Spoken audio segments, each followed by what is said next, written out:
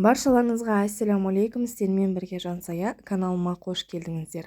Көбінесе біз үлкендерден бүйіріңді таянба деген тыйымды жиі еститінбіз. Неге деп сұраған кездерімізде көпшілігі бұның мән мағынасын ашып айтпай, тек қана жаман болады мен тоқталатын. Ендеше бүйіріңді таянба тыйымының мән мағынасы қандай? Тарихы ше? Бүгінгі видеода дәл осы туралы айтатын боламын.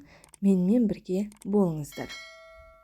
Алдымен сіздерге Бауыржан Момышұлы атамыздың келіні этнограф Зейнеп Ахметованың дәл осы ырым тыйымды ашықтауының мән мағынасын қалай түсіндіргенін сіздерге көрсете кетейін. Зейнеп Ахметова апамыздың айтуынша, бұл бүйірін таянады тек қана әйел адамдар.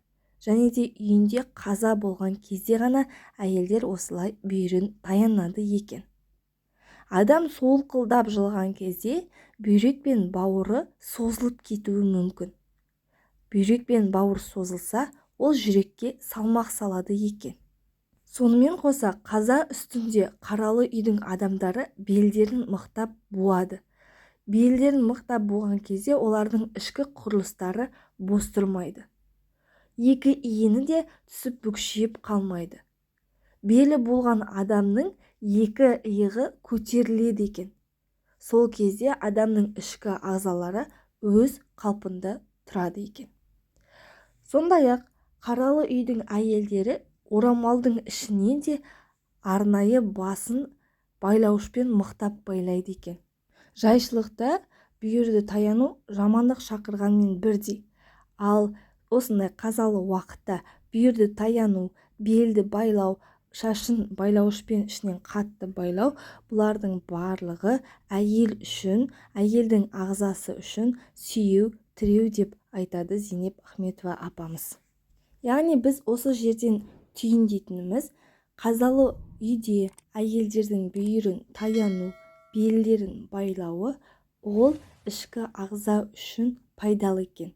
Бірақ та қазақ халқы неліктен осы бүйірді таянып бастаған екен, оның тарихы қандай екен, қазір соған тоқталатын боламын. Қисса әңгімеге сүйенетін болсақ, Құран кәрімде аты аталған Дәуіт пайғамбардың 30 ұлы болған екен. Бірде құлшылық уақыты таянып, ол ұлдарын ертіп мешітке келеді. Халық әлі жиналып үлгермеген. 30 ұлым да бір жамағат қой деп, жұртты күтпестен ұлдарымен ғибадатты бастап кетеді. Намазда екі жаққа сәлем беріп жатып, расында да өзімнің әулетім бір қауым ел екен деп астамшылық ойлайды. Намаз бітіп, бата жасаларда 30 ұлы сәждеден тұрмай қалады. Дәуіт пайғамбар секем алып тіксініп қалады. Астамшылық ойлап, халықты күтпеген үшін Алла оның 30 ұлына сол мезетте қаза жіберген екен. Сол мезетте Дәуіт пайғамбар малдасын құрып, отырған бойы қолын екі бүйіріне таянып қайғырыпты. Содан ел арасында біреудің жақыны қайтыс болса, бүйірін таянып отырып аза тұту дәстүрі енген екен. Бей уақытта екі бүйірін таянуға болмайды, жамандық шақырады деген түсінік осыдан қалған екен. Қазақ халқында сонымен қатар жерге қатысты жер таянба деген тыйым сөз де бар. Малынан да, жанынан да айырылып, жападан жалғыз қалған адам екі қолымен жер таянып, еңсесі көтерілмей қалады екен. Байғұс-ай, жер таянып қалды-ау, қартайғанда жер сипап қалды ғой деп жатады.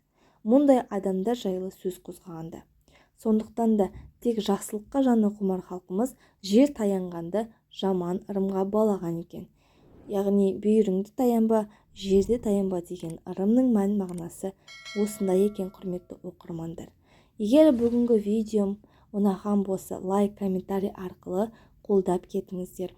Достарыңызға, таныстарыңызға жіберуді ұмытпаңыздар. Келесі видеоларда кездескенше.